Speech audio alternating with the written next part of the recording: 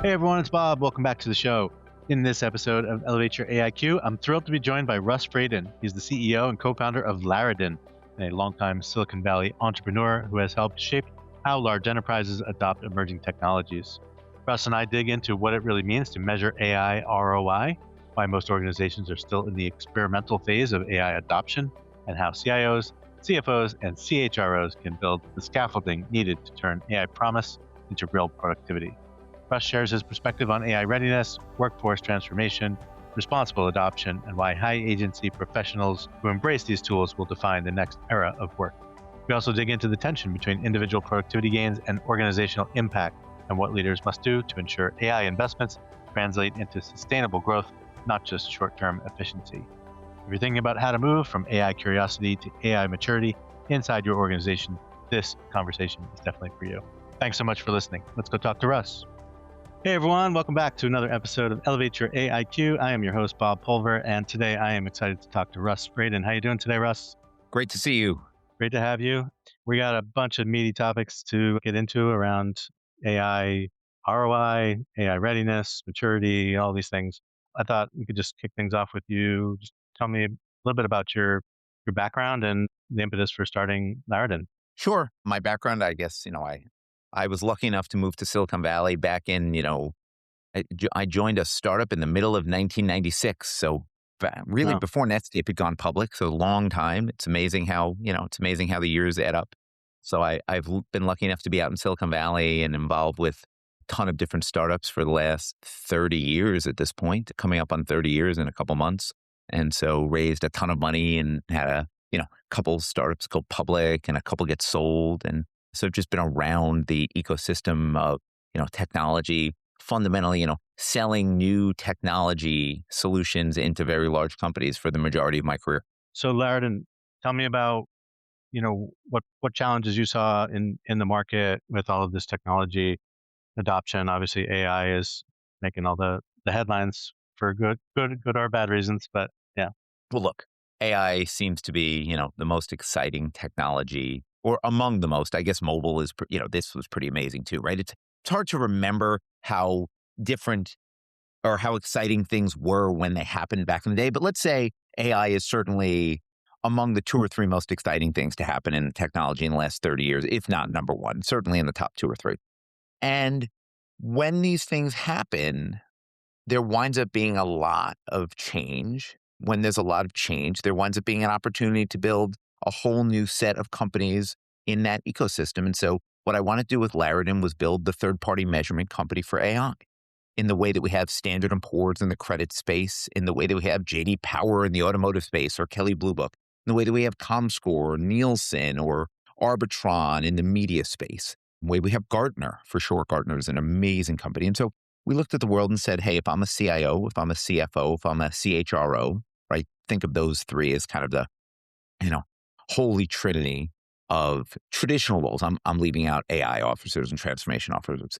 Those three folks are at the forefront of dealing with this enormous dislocation where we're spending a lot of money, right? If I'm a CFO, on very exciting new tools, if I'm a CIO, where I'm hoping to retrain the entire global workforce of knowledge workers everywhere all at once. I'm a head of HR, to drive a lot of productivity, but fundamentally change the way work gets done. And we know the future of work is going to be humans working with AI tools alongside agents. We know this. That is just going to happen. We can argue about percentages, but that's going to happen. So we said, well, in that world, who's building all of the third-party tools to understand what's working and not working, where we need to invest more, where are we wasting money?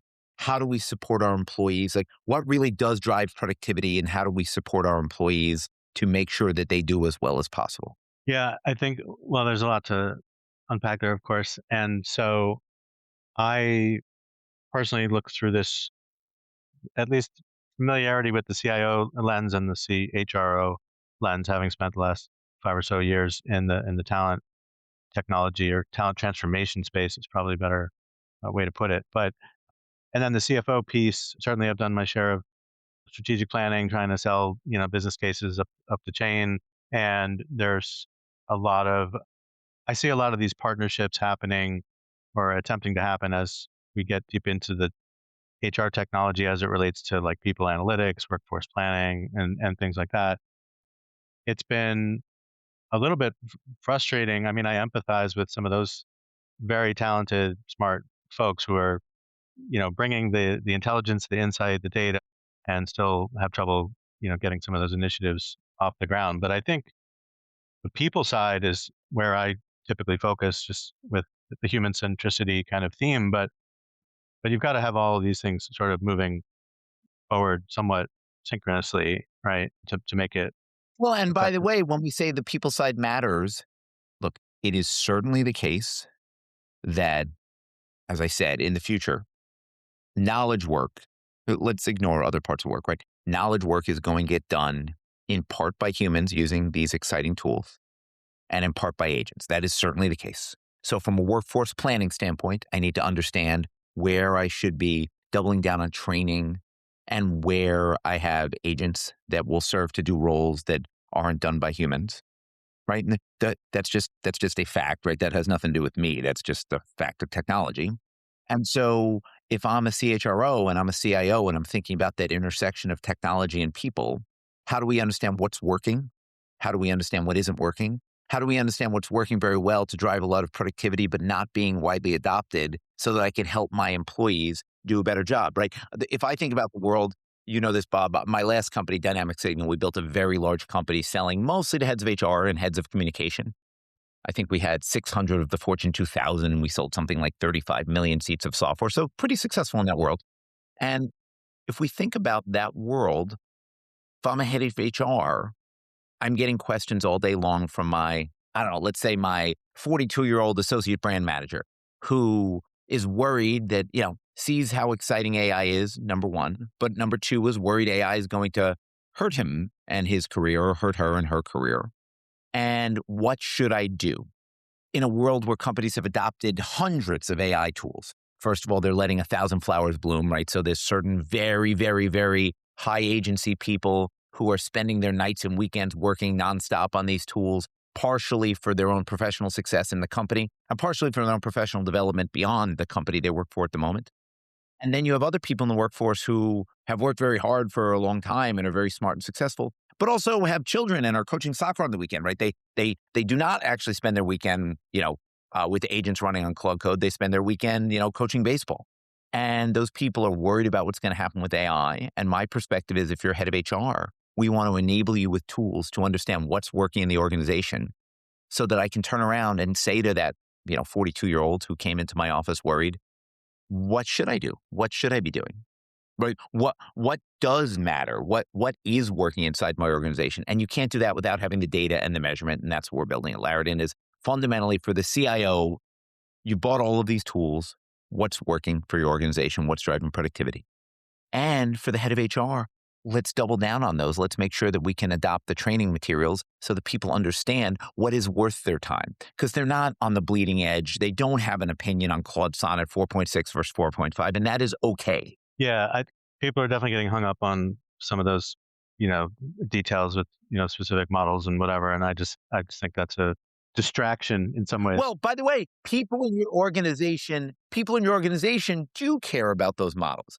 My point is, we're not going to have a world where every employee at company X spends all of their time on the latest and greatest, and that is okay. They can still do a great job with their job, and we want to partner with CIOs and heads of HR and CFOs to understand what is working and what is not, and where should they be spending more time and doubling down on the training. Yeah, and I think bringing that all together in some kind of, I guess, harkening back to how we used to try to incorporate dynamic signal, but it's some kind of like almost command center kind of thing where you can see the interconnectedness and the interdependencies across these elements of maturity and results and metrics and things like that across data, people, and I guess part of that stretches into learning and development side of people, but it's really more in the moment. Here's where we have a gap, as you were describing it. I was thinking about where we used to have these sort of process gaps. So this was our expectation, or this is where we need to be.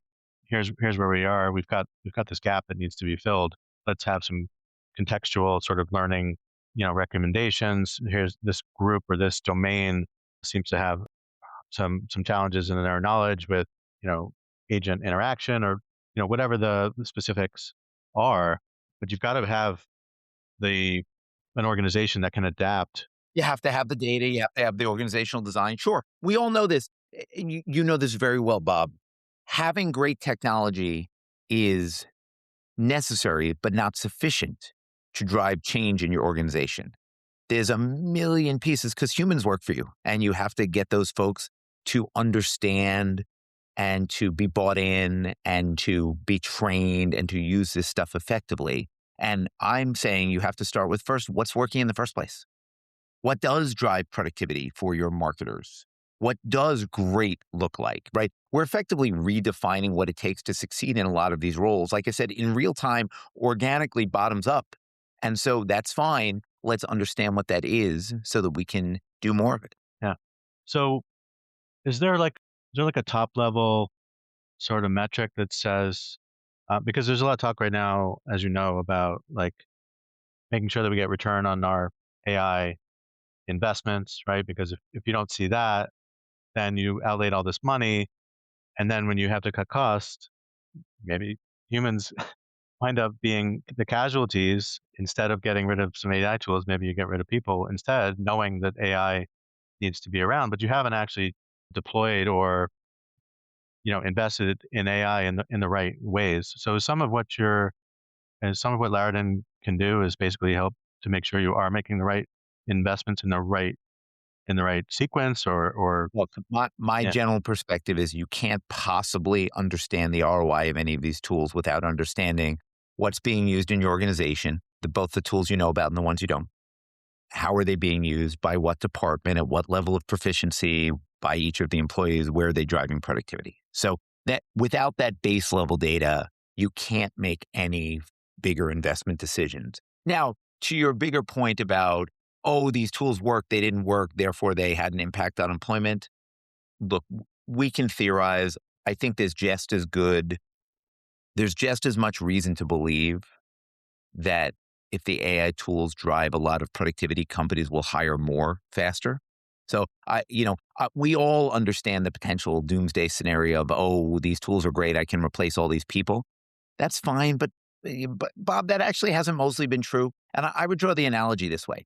So you and I are both old, right? So 30 years ago, if I were a CFO, let's just talk about knowledge workers. Manufacturing is actually a very different thing for a whole bunch of reasons. But 30 years ago, if I were a CFO of a company, I basically made a decision around how many US FTEs to hire. By and large, I basically made a decision about how many FTEs to hire in the US. Okay. And then at some point, and I'm getting the years wrong and it differed by industry, of course. But at some point, people realize, you know what? I can hire a lot of developers in India, in Pakistan, in China, in Turkey, in Chile, in Ecuador, in whatever, in Estonia. And they're really smart, right? There are a lot of smart people around the globe. They're not all in America. And these are very smart people, and they're very hardworking people in whatever country you'd like. And by the way, they're a lot cheaper than hiring people in America. And they can work very, very hard, right? They're just as smart and care about opportunity on a global sense. And, our US dollars go much further there. We can pay them much more than they make locally, which is much less than I pay the guy, in Larchmont. And that's fine. And by the way, two things are true. Number one, it is cheaper on a per capita basis to hire folks offshore than in the US, number one, right? And number two, when that happened, the companies that did it well did not lower their hiring in America. They raised their productivity in America and hired even more people in the US and in India or Pakistan or Bangladesh or the Philippines or whatever you would like. Manufacturing is very different for a whole bunch of reasons, but in knowledge work, it has actually not been the case historically. Now, if you'd like to say AI is different and people should be scared, it's fine. What I would say is, listen, just like 30 years ago, the average developer realized he wasn't just competing for a job with the other people who could commute to Larchmont. The average developer realized he was now competing for a job with people in Shanghai and Hyderabad. And what was important was to work very hard and upskill herself or himself to make sure that he was still very attractive. And by the way, what has happened is mostly there's been more employment there for sales, for marketing, for customer success, for engineering, for finance, for FP&A, right?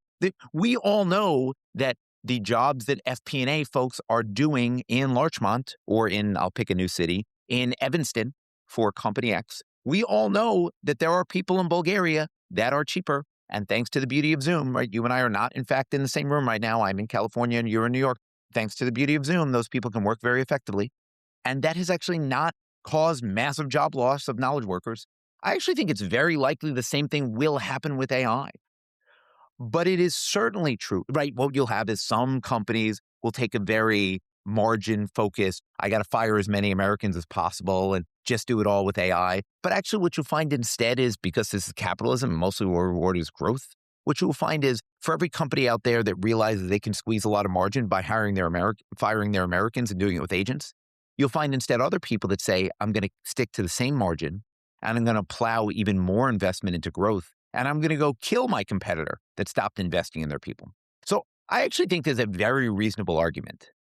If we're just sitting here today and we're all just theorizing, obviously I'm very familiar with the doom and gloom argument of none of our children or grandchildren will ever have jobs. But I actually think there's a very reasonable argument that quite the opposite is true with AI.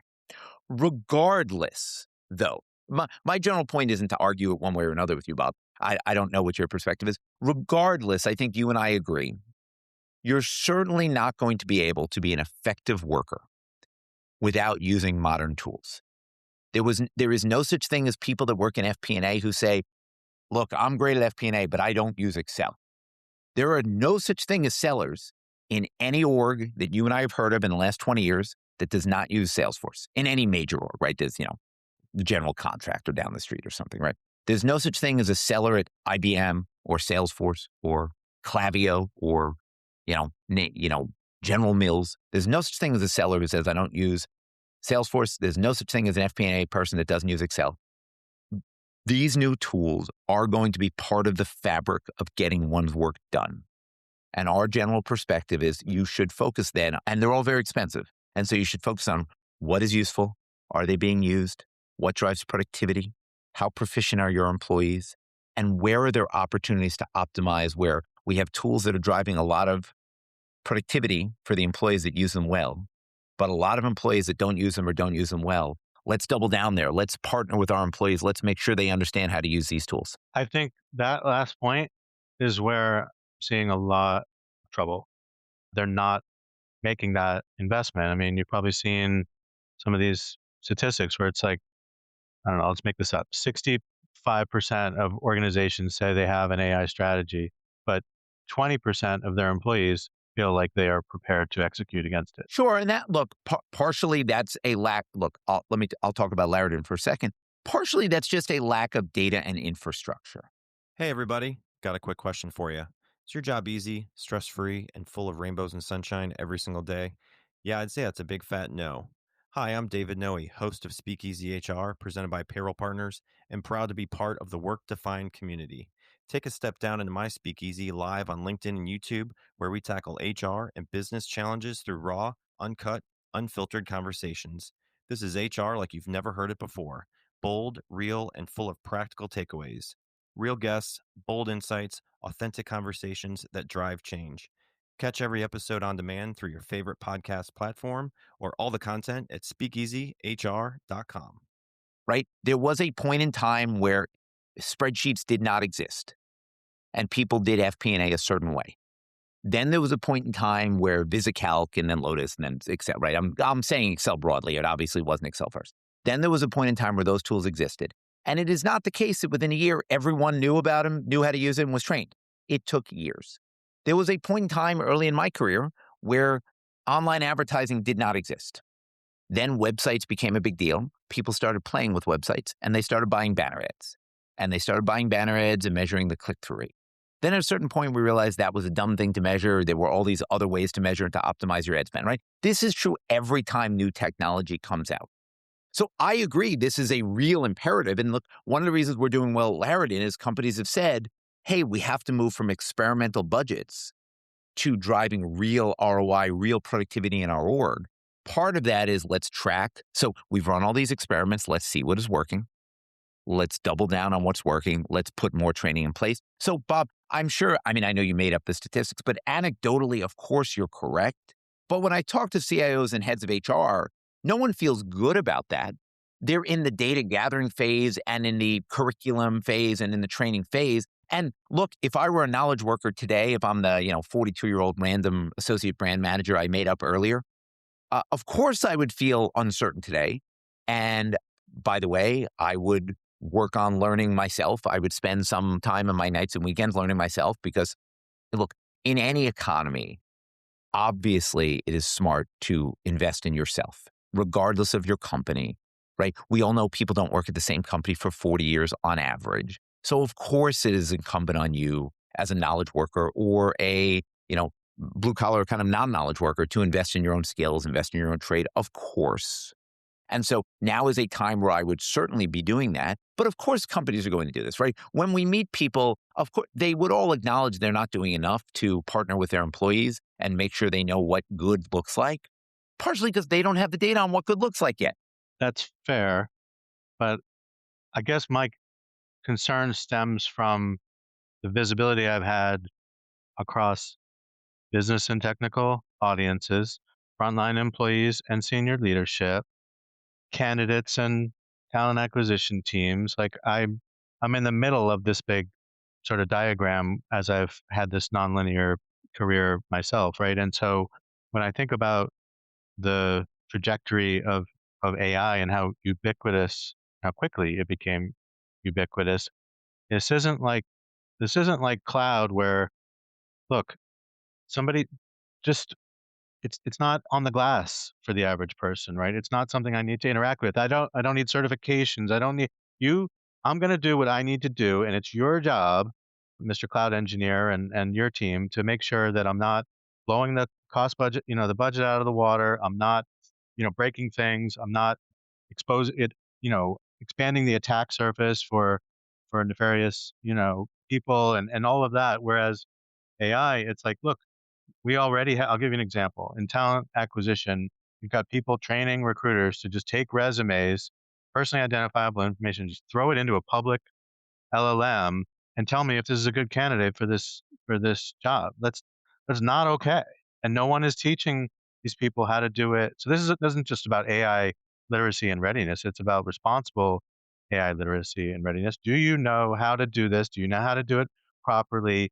This is going to be this is already, it's like the difference between, implementation and actual, proper adoption. You can't just give everyone Copilot and think, go nuts, right? 100%. Look, our entire pitch is we focus less on the data security side, not because it doesn't matter, but because you only solve what you solve, right? Like there are a whole suite of tools on the, MCP connector security and what are you uploading and are you using it the right way? And so of course, policy enforcement matters. So I'm not going to ignore your point. Well, I'm going to ignore your point there, but it's not because I don't agree that it's a thing. I just, we do what we do at Larridin. There's other things we don't do that are also big problems. But this is my point is, normally what happens with new technology is it catches on with a certain vertical just in Silicon Valley, then a couple other verticals, then maybe a couple companies in LA and New York try it who are on the bleeding edge, right? This is the crossing the chasm part, right?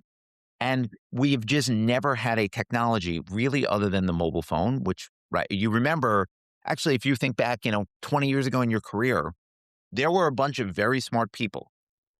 And they were not wrong to think this, who thought the iPhone would never take off in corporate America because IT departments historically had locked down what technology was allowed to be used. The BlackBerry was secure, the BlackBerry was safe, and the BlackBerry was what was authorized. And sure, the iPhone was cool, but wasn't going to happen. The corporate IT was never going to allow it to happen. The CEO of BlackBerry thought that. And by the way, he was not 100% an idiot to think that. Obviously, historically, he looks like an idiot, but he was not. If you looked at the learnings from the prior 30 years and the vice lock that CIOs had on what was used in an org, it was not an irrational belief. However, much like the fact that, hey, maybe Uber was against the law, but it was so freaking popular, the laws changed, right? Airbnb a little bit fights this in different cities, right? The iPhone was so magical and such an obvious, wonderful consumer innovation. It became untenable for CIOs to say no. And so what happened very quickly, frankly, it did not exist, right? They were not secure compared to BlackBerry. And what happened is very quickly in the course of about 18 months, an entire superstructure of security and apparatus was created to enable CIOs to support BYD. Now, I am not going to say the threat of having an iPhone over a BlackBerry was some giant existential risk to my career in the way that AI tools it. I'm not making that point. But my point is, much like my web advertising point, much like my remote worker point, my point with this is all we can do, it is great to have people in your position kind of sounding the alarm on all of these issues. What I focus on with Larridin is, of course, all of these structures and all of these kind of scaffolding will be put in place for CIOs. So if you think in the future, right, these tools exist and you and I both know they're amazing, right? Whatever you think about your point on PII and resumes and all that, we know objectively it is true that if I'm in HR, I used to spend X amount of time reviewing Y amount of resumes. And the AI software objectively will help me be more productive in my day. I can miss fewer great candidates. I can review more resumes more quickly. We know this, right? And the same thing is true in sales. Same thing is true in coding. I mean, people know this everywhere. So my point is, if you look into the future, and this is what I did when I started Larridin, you look into the future and say, well, are these tools going to go away? Is there a chance it's just going to be a bust? No. Given that these tools are not going to go away, they are going to become a part of the workforce, what else needs to be in place for CIOs, CFOs, and heads of HR to plan appropriately, to be as secure as possible? So there'll be a whole set of security solutions, right? There will be MCP connectors.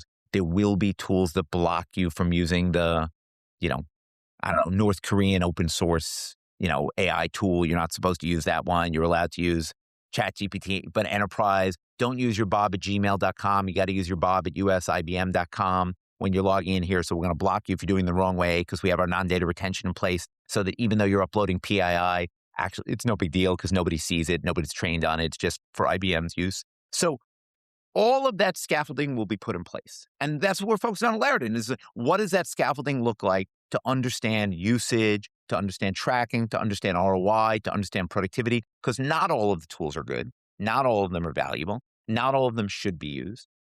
And by the way, my goal is then to give that data to CIOs and to heads of HR so they can turn around and give the right training to the heads of HR to say, look, your hiring managers should stop doing these 3 things. These tools aren't useful and they're expensive. We're going to cancel those. But they definitely must be doing these 4 new things. This is what their new workflow looks like. Just like when Excel came out, just like when other SaaS software came out. So it is definitely true that people will have to upskill themselves 100%. And I know that's a lot of why you started this podcast. Right? That is definitely true. That is 100% the case. And my point is, how do we help with the adoption of that technology by providing all that important scaffolding for CIOs and heads of HR and CFOs? And that's what we're working on Larridin, because we're taking the bet of like, of course this is going to happen. Same thing as the entrepreneurs that built the security technology to enable BYD, right? One way to look at it would have been to say, the iPhone's never going to take off the enterprise. BlackBerry's got that locked down. Well, then nobody would have created all that infrastructure that exists. But actually, everyone realized, no, this innovation, this iPhone, is so clearly better and so clearly useful to the employees that it just is going to happen. So what does the future look like? Let's help it get there. That's how I think about Larridin, right?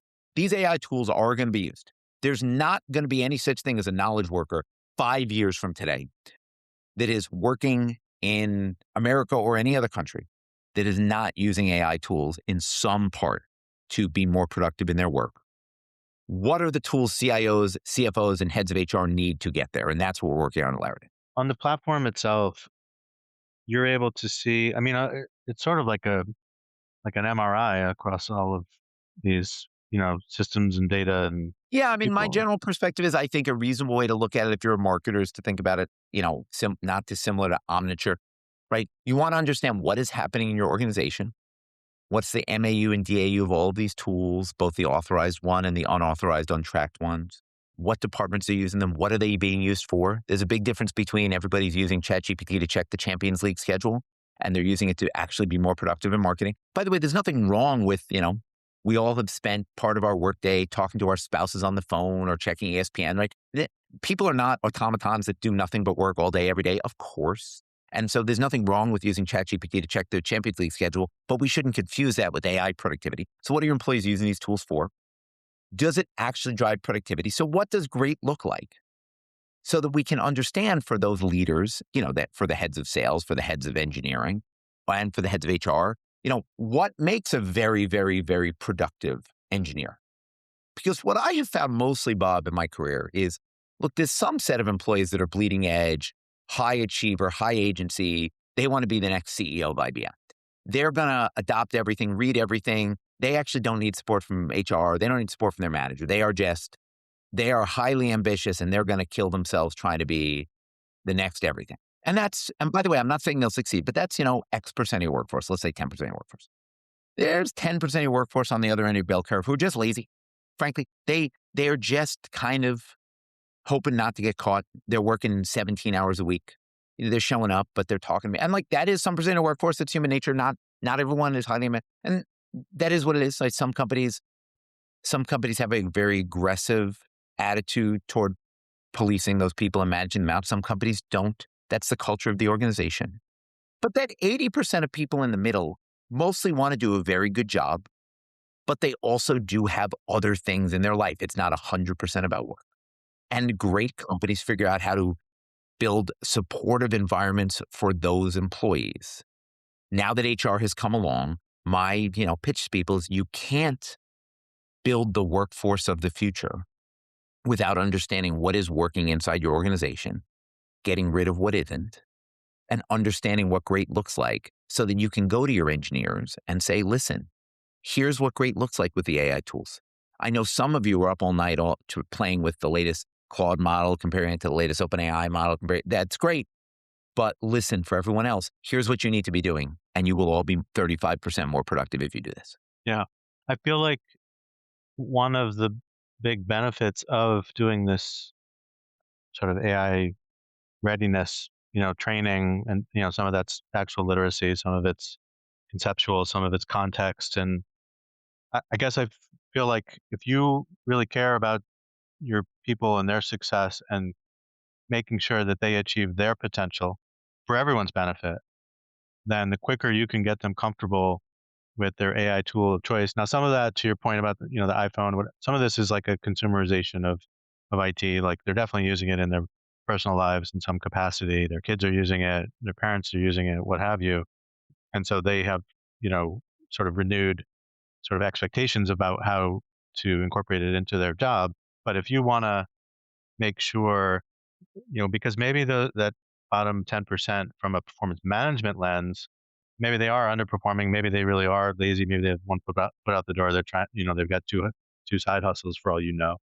But you also don't, I feel like you don't actually know that. And so seeing how they augment themselves with AI appropriately, with the right tools in the right context at the right time, may have them just shoot right up the sort of value chain in terms of who has the highest potential, right? So look, Bob, let's be clear. There's an interesting productivity question. If there's an amount of work I'm expected to get done in a day, let's say there's 8 hours of work I'm expected to get done in a day, right? The hours are just a proxy for amount, right? Like at the end of the day, we treat people as FTEs. We assume people work 40 hours a week, right? So, and some people work more, some people work less, some people are better, some people are worse. But at a very high level, at some level of abstraction, there's a reason we just use FTE, right?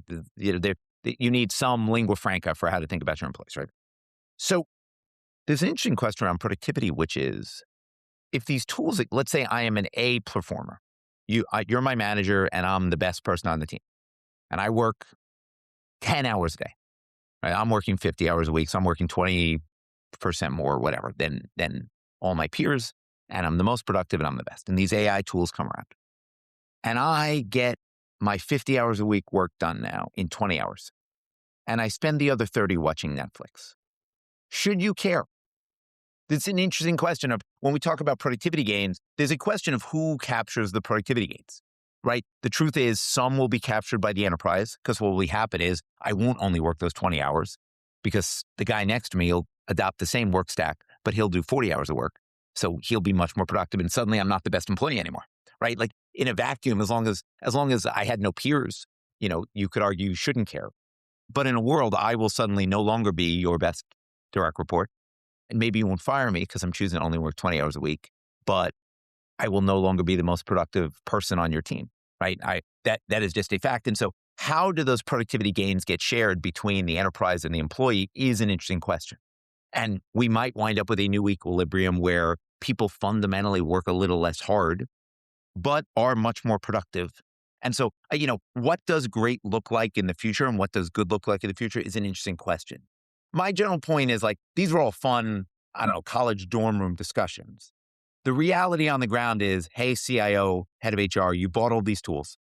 You don't even know what people are using. You don't know how well they're using them, and you don't know what's driving productivity. Let's solve those.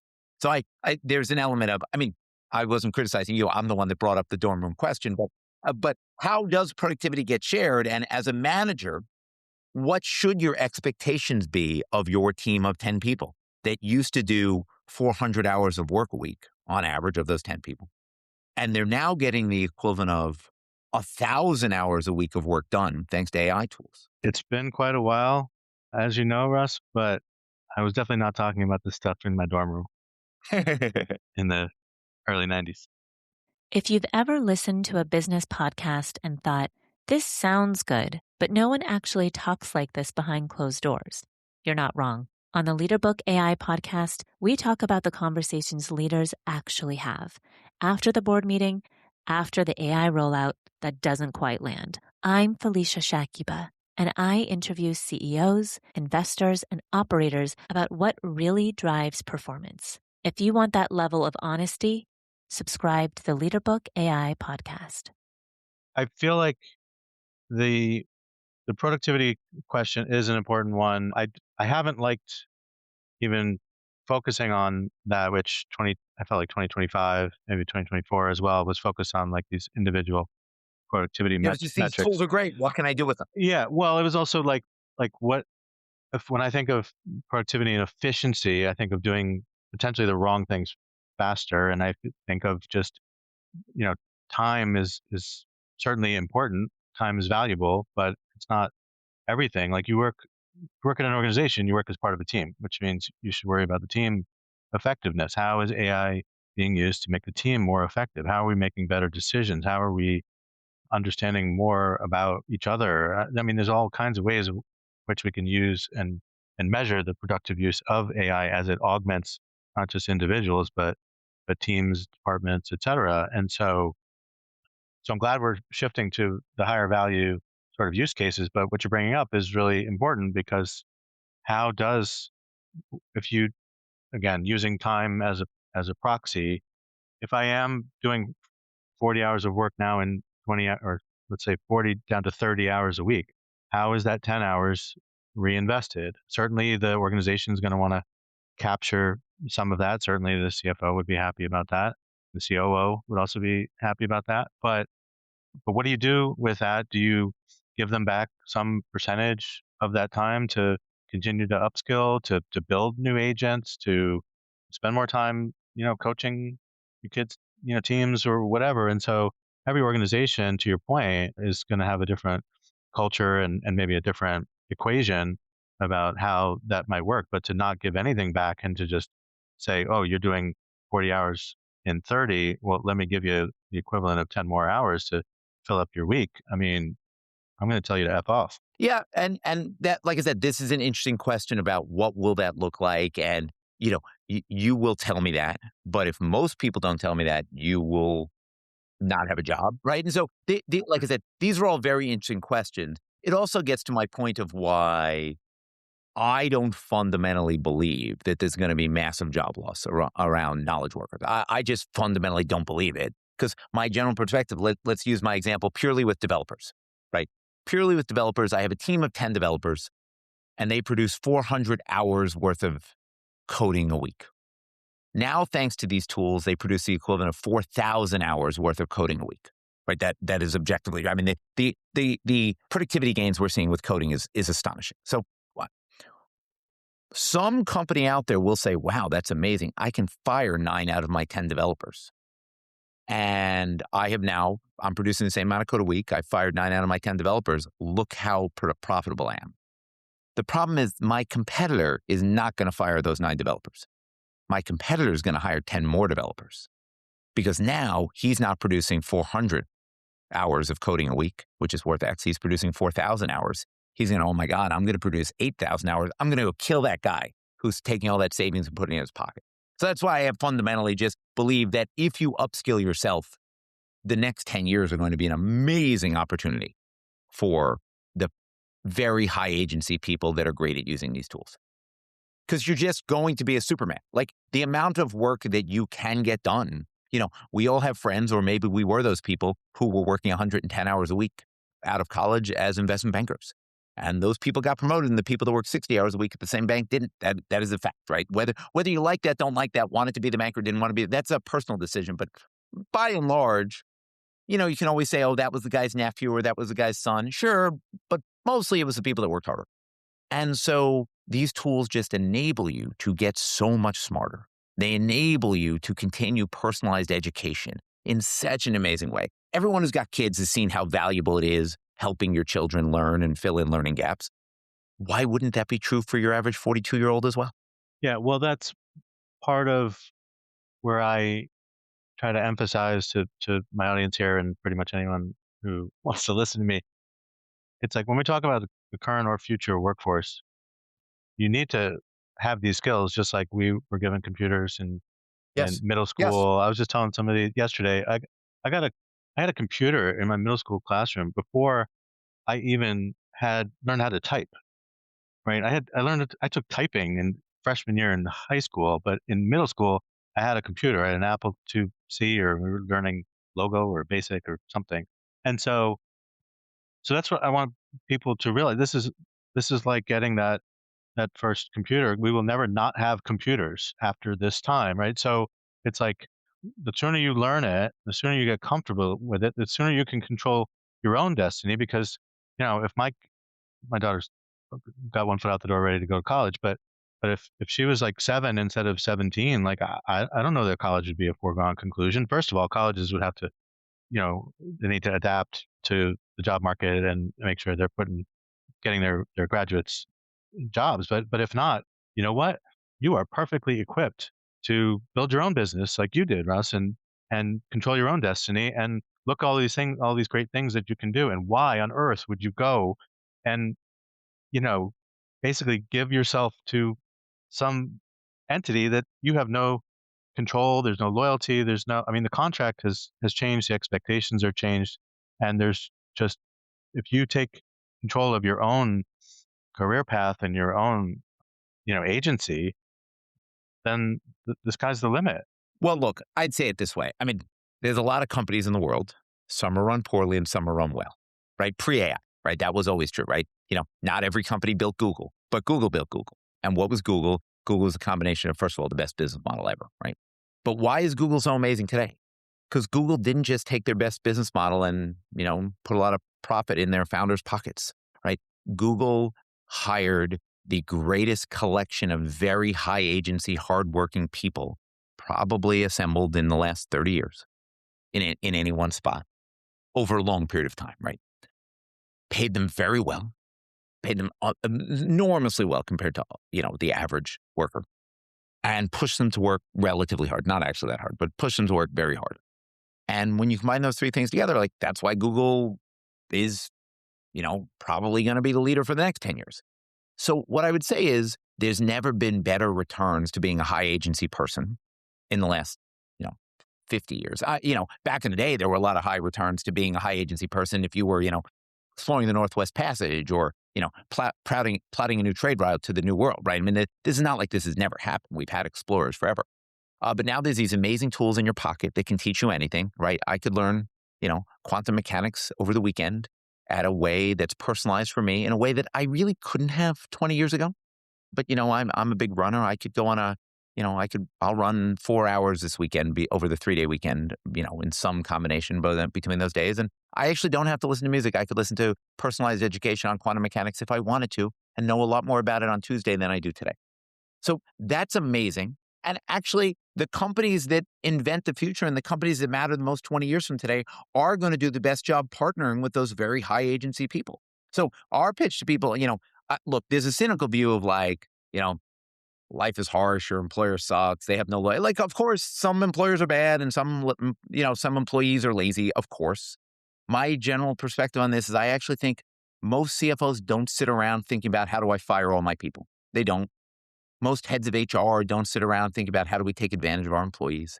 What actually happened, and by the way, most CIOs, what are CIOs? They're really technologists to help the business run better. And so the reason we want to build these amazing tools for people is to help CIOs understand what is working, to help heads of HR lay out the roadmap for their employees to help them invest in themselves because they don't want you to leave. They want you to be productive and stay at that company for a long time and be amazing. You know how expensive layoffs are? You know how expensive it is to hire new people? Nobody wants to hire new people. They want to keep their employees and they want to keep them very productive. And, at least the best companies. And most people want to run their companies well. So these tools exist. And my perspective is once these tools exist, you need a dashboard. You need to understand what is working and what is not. And how do we explain to our employees what they should be doing to invest in themselves and how do we invest in them? And look, the companies that don't do that and just kind of, gobble up the AI gains to fire as many people as possible, they will have a good couple of years of profitability and then they will get annihilated. Yeah. And that's karma. Well, so it just is like, not, by the way, not everybody that opens a restaurant is trying to start McDonald's. Some people are very happy running small businesses, running them well in their community.